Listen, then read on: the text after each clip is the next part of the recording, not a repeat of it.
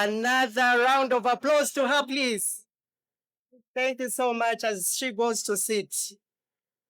We are still being fed. We still have a reservoir of very, very sweet knowledge coming from yet another one of us, Dr. Mabbolobbolo from the University of Zambia. She's Director of Research and Dean, School of Education, Information and Communication. A big round of applause as she walks to the podium. Let's encourage her with a clap. Thank you, Doc. Thank you.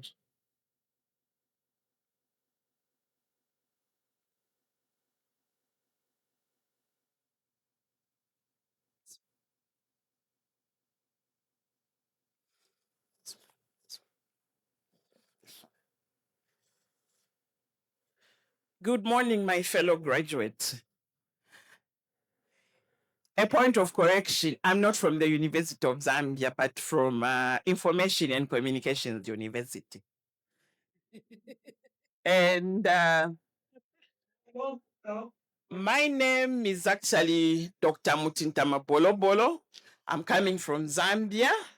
And I just want to join my colleagues who have welcomed our visitors from various countries. You are welcome, and we are happy to have you in Zambia. And my belief is that you are all enjoying every bit of Zambia.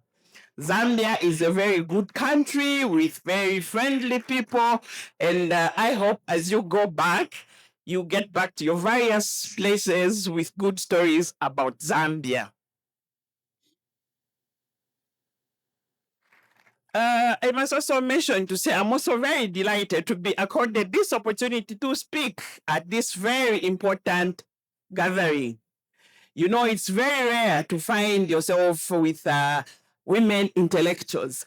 And when we say women intellectuals, we really mean that we are the movers and shakers of development.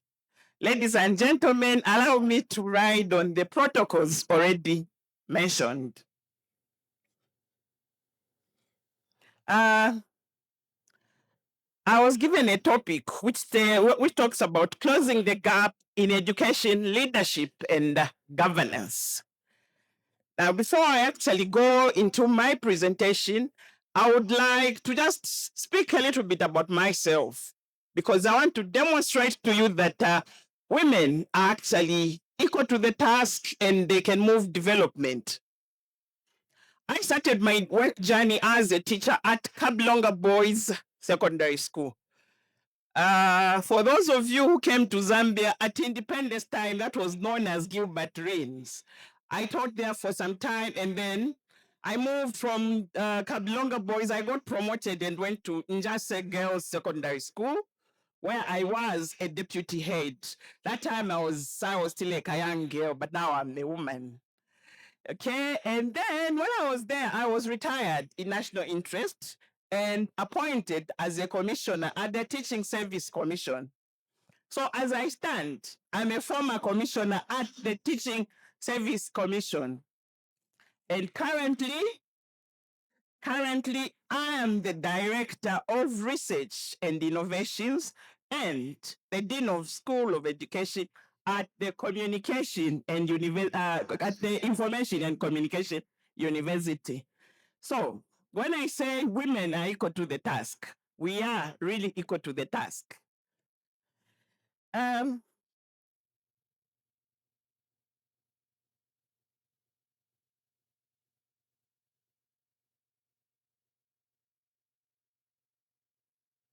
Now, when I did my research, I discovered that various scholars have written about gender imbalance.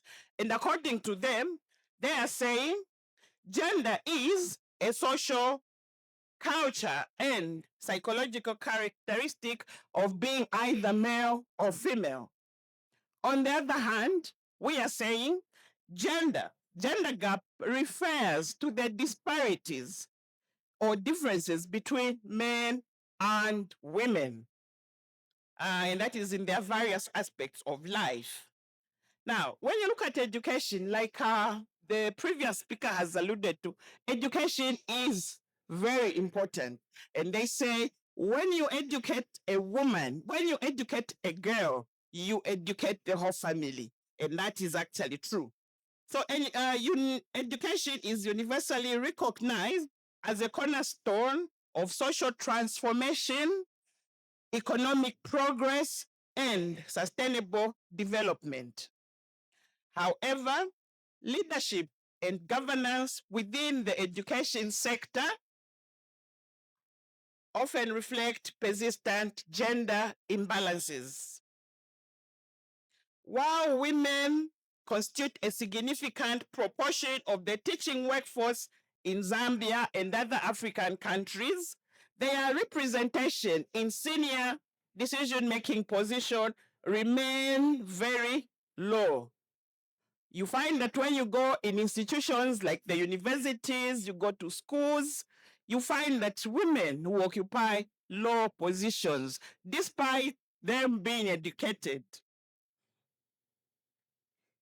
Now, a report was conducted in 2023 by UNESCO, and it was revealed that less than 30% of women occupy senior positions.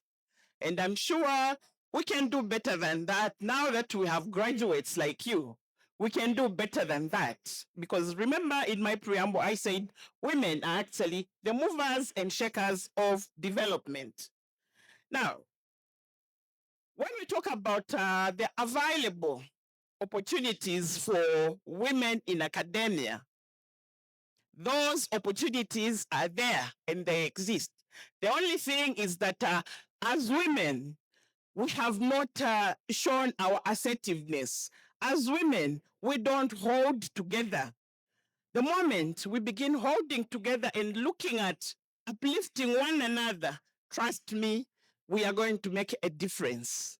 Now, currently, we have a lot of women that are in senior management positions. I'll talk about the education sector.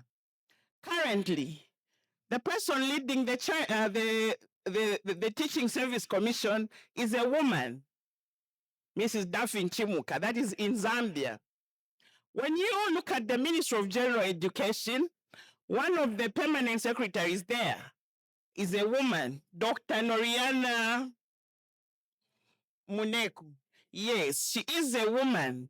And then, when you also look at the same ministry, the spokesperson for the Ministry of Education in Zambia is a woman, and that is no other than Kundamando. Kundamando, are you around today? So, she was around yesterday, but you can see that women actually can thrive in the. I've specifically talked about one ministry because I was tasked to talk about education, and I'm from the education world. But apparently, when you look at women outside the education sector, you realize that many women have thrived. We have women that have led in higher positions in the past, like our dear Inonge Wina. She was the first vice president of Zambia. And as I speak, we still have a female vice president. So that tells you a lot. We have opportunities. All we need is to get together and see how best we can uplift one another.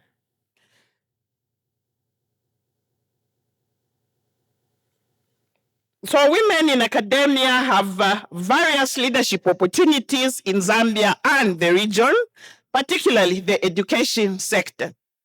These opportunities can actually be summarized as follows. Number one, women can thrive in leadership roles as university administrators. For instance, the women have the capacity of being vice chancellors. We have the capacity as women to lead research departments. We have the capacity as women to be appointed as deans in the various schools, to be registrars. We have the opportunity to be heads of departments, and indeed head various schools and institutions. When you talk of research leadership, women can also lead research departments, and they can also lead research projects. There are various projects that are being undertaken by women as we speak now. So I'm giving you this challenge to say, let's continue pushing for research projects because we have the ability, we have the capacity, and we can do it. When it comes to educational policy making, women have the capacity to do that. I've just explained to you to say the person who is currently leading the Teaching Service Commission is a woman, meaning to say she is a policymaker. Even our own PS, she is a policymaker. So those are some of the opportunities that we can thrive as women. And my colleague who was presenting just talked about how Ms. Melu has been encouraging women to thrive. She is one of them that is running a bank which is successive currently. So we should be looking at them as some of the people that we should look up to for mentorship. Now, as women in academia, there are a lot of setbacks that we suffer. And one of the common one is that of the motherhood penalty, the motherhood academia penalty. I'm sure you've all heard of this, the motherhood penalty. This is a situation where women are despised, or rather they are looked down on when they start having children.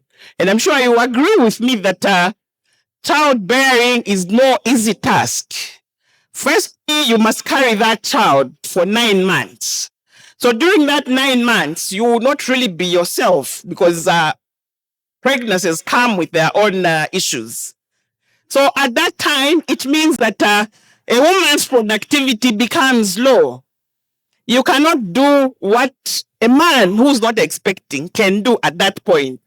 So you find that this motherhood academia penalty has not worked well for the woman. And when I talk about this motherhood penalty, it is real and it exists. And you see this when we talk about the academia, you find that when you are expecting, when you have a child, it means that you will not be able to publish the way you do. So here we have a situation where we have reduced publication output due to the state where you are. And when you are in the family where you find that a lot of opportunities, you find that you miss out on a lot of opportunities because you are in the family way. And then when we talk about this motherhood academia penalty, you find that when it comes to funding, there are also disparities that are observed there. You find that when it comes to funding, you find that allocations will be given to a man because you are having children now, meaning to say you are not as productive as someone who's not looking after a child. For you as a woman, you have extra responsibilities. Okay? Another penalty under this motherhood is that even when you look at the citation rates, you find that when you are having children, you reduce on your publications, meaning that even the citation rates on women is usually lower than that of men. And those of you that are writing papers, you agree with me that when it comes to citations, it's like we are comfortable citing more of men than women. So we need to change the narrative as women in academia. Now, what are some of the factors that contribute to this motherhood penalty? You have issues of child care responsibilities. You also have lack of support and biases in stereotypes. When you're having children, yes, there are men who are supportive, but not all men are supportive. Equally, when you go to your places of work, you find that when you have an administrator who is a man and not understanding, it means that you're going to have a rough time at work. You will not be looking forward to going for work because of the work environment that you find when you're out there. Okay? And then you also find that in some cases, it is us women who are not supportive to our friends. We know they are having children and we know the process that they go through. But instead of sympathizing with them, we slap them with charge letters. I think we must change the narrative as women, especially when we are in decision-making positions. Now, to mitigate this motherhood penalty, there is a lot that our governments can do. Not only our governments, even ourselves as women, we can help the situation by being supportive to one another. So we can put in places supportive working environment, and we are saying a supportive working environment includes flexible working arrangements for the women that have children. And then you can also look at issues of childcare support, where you find that you must reach an agreement where the man and the woman agree to take care of the children in the same manner, not lumping all the responsibility on a woman, because this woman also gets tired, and this woman also wants to thrive the way a man may want to thrive. Okay, we can also engage our governments to look at the policies and initiatives that can break the barriers of the motherhood penalty. So we can maybe try to implement initiatives like paid monthly leave and promoting diversity and inclusion that can help reduce the motherhood penalty. Now, what are some of the barriers to women participation in higher education? Universally, you find that women face various barriers in leadership participations, and some of the barriers that women face are, you have the unconscious bias and the stereotypes. This is very common in your workplaces. So here, this is why we are talking about the patriarchal order. You have societal norms and biases which perpetuate gender hurdles for women aspiring for leadership role. Here, society believes that the woman's place is no other than the kitchen. But alas, we are living in the 21st century where a woman's place is no longer the kitchen. But we strongly believe that for now, what men can do, even women can do, especially that I'm talking to graduate women who have gone through the same processes that the man goes through to become a doctor, to become a professor and all. So, and then the other barrier is that as women, we lack mentorship and developmental opportunities. Women often have limited access to developmental programs and mentorship opportunity, which hinders their ability to develop the necessary skills and competences that they need to thrive in development. And then you also have barriers such as the organizational culture and structural barriers. Here we are talking about the male-dominated leadership teams and culture shaped by the patriarchal order, which perpetuates inequality, excluding women from informal networks and the decision-making processes. The other barrier, which I've already mentioned, is that of the hostile working environments. Here you find that women are subjected to sexual harassment and hostile working environments, which create barriers in advancements and indeed discourage women from aspiring to leadership positions. Okay, what policies can we then put in place to ensure that we break, or rather we bridge the gap between men and women, or to remove these barriers that are actually deterring women from participation in higher education leadership? Now, when you look at the institutions, these institutional policies actually play crucial roles in retaining and promoting women in academia. So when you look at these policies, actually, I categorize them in two groups, and they can be looked at from this point of view.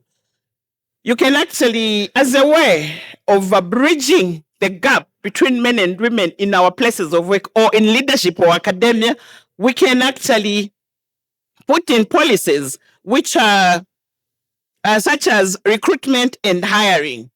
When it comes to recruitment, let's not just recruit men because we think that men are more authoritative than we are. We should deliberately implement targeted recruitment strategies that will attract more women to academic position, especially those in STEM field.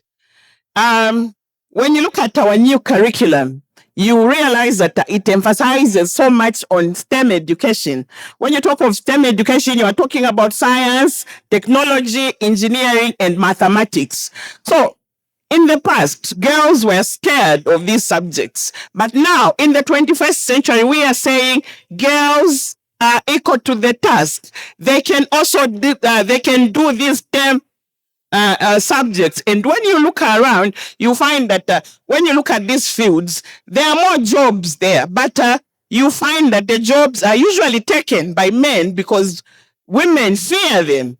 But now we are saying, let us put recruitment, let us put in place recruitment strategies that will encourage women to actually take part in these academic subjects and take up the academic positions. And then we can also look at inclusive hiring practice. The inclusive hiring practices ensuring that we hire to ensure that the hiring processes are free from bias and promote diversity, equity, and inclusion. Okay. The other thing that we can do as governments, as organization, is looking at the career advancement and development to prepare women for leadership roles. Now, do we prepare those people that are below us for leadership positions as women where we are coming from? Are we doing that? May I see hands of those that are saying, I'm mentoring those below me. I'm making leaders, because we're also a problem as women sometimes. When you are there, it's just you. So now can I see the hands of those that are offering mentorship to the young girls? Okay, then we are getting somewhere. And it is my encouragement that when we leave this conference, bosses, as those people in those positions that we are occupying, let us try to mentor the girls and the women under us. Okay, and then let us come up with mentorship programs. There are a lot of organizations now that are into consultants trying to change people's thinking. They're trying to change people's minds for them to respond to the emerging issues of the 21st century. And in the 21st century, we have women. And we are saying those women must also thrive in the 21st century by responding to the demands of the century. Okay, and then let's put in place leadership training programs. Let's make a deliberate policy where we are going to say in each organization, let us put leadership training programs to just give women those skills. We'll give them skills and knowledge in various areas. And One thing that I've noticed for women in Zambia, I don't know about the women in other countries, but I'll talk about my country, Zambia. We have a lot of educated women in Zambia, but what is lacking is assertiveness. We are not assertive. You have what it takes, you have the knowledge, but the challenge is that you cannot face an audience. Not that you don't know, but it is those skills that we don't have. So we are saying, in this century, let us be a sister's keeper.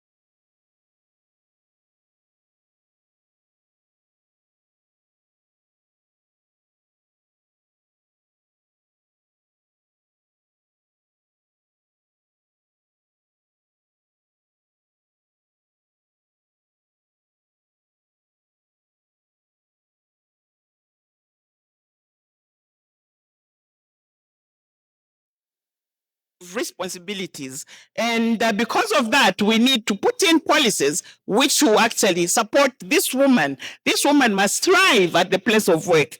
This woman must thrive at home as a mother and as a wife. So we should also try to address the bias and the stereotypes. I think I've talked about this, where we have where we live in this society where we have allowed the patriarchal order to thrive.